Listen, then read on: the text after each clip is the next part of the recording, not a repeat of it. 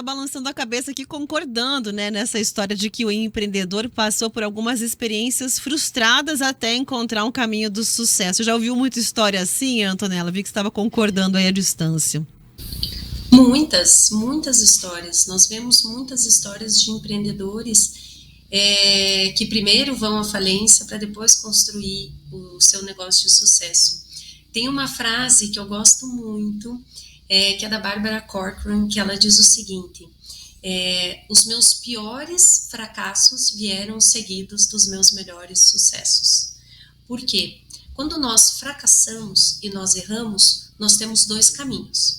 Ou eu traumatizo e eu fico com medo daquilo que aconteceu comigo e eu não quero mais seguir por aquele caminho. Ou eu ressignifico esse medo, esse aprendizado e esse erro que eu tive e eu vou pensar, o que eu posso fazer com isso? Ao invés de eu me vitimizar e pensar por que isso aconteceu comigo, eu vou me perguntar o que eu aprendo com isso. E quando eu me pergunto o que eu aprendo com isso, é aí que eu começo a gerar ideias ainda mais criativas. É aí que eu desenvolvo a minha resiliência. Vou conversar com outras pessoas, buscar outros meios que eu não havia buscado antes.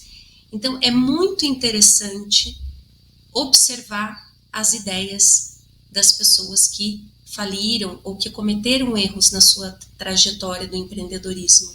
Inclusive, tem um evento que eu adoro, que está muito relacionado ao mundo de startups, a esse ecossistema de inovação, que se chama A Noite da Falência, onde todos os empreendedores vão contar quais foram os seus piores erros.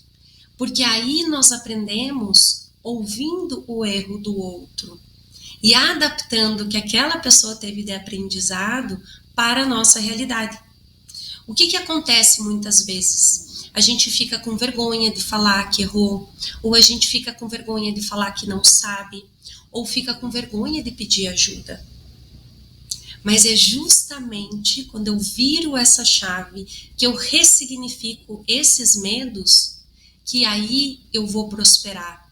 É aí que eu vou para um lugar de aprendizado, que é uma das habilidades do futuro, que a gente fala que é o aprendizado de crescimento. E é aí que tudo muda. E o que é interessante? Conversando com empreendedores em várias pesquisas que eu já fiz, eu dei uma palestra só sobre tipos de medo.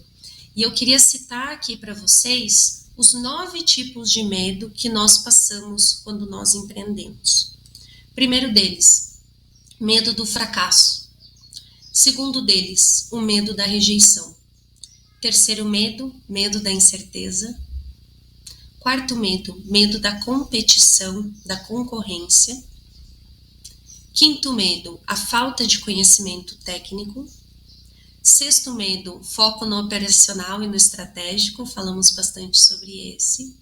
Sétimo medo, síndrome do impostor ou a síndrome da impostora. Oitavo, avaliação de situações, não avaliar as situações de forma assertiva. E último e nono medo, não saber como se posicionar.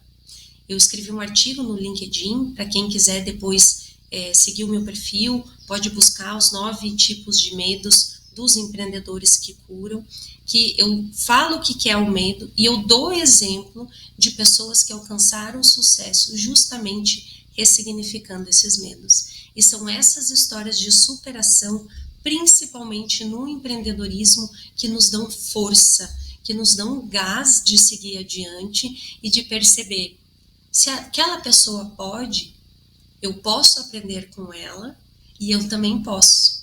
Isso é inspiração. E no empreendedorismo, a gente precisa de muitas inspirações positivas, porque é dia após o outro, tendo medos, traumas, ressignificando, lidando com problemas, com desafios que todos nós aqui já falamos, questão de burocracia, a parte de vendas, a parte de marketing, questões técnicas, né, como o Elton trouxe como exemplo.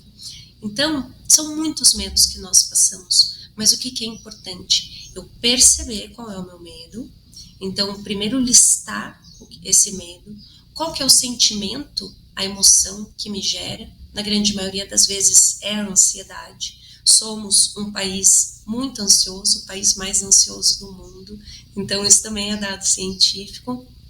E depois que eu identifico, percebo essa emoção, caracterizo essa emoção, eu preciso ressignificar. Então, eu digo que você identifica o veneno e você traz uma cura. Ou seja, onde que está essa cura? É trazer conhecimento, é trazer prática, é trazer a cura que vai sanar aquele medo e aquela ansiedade.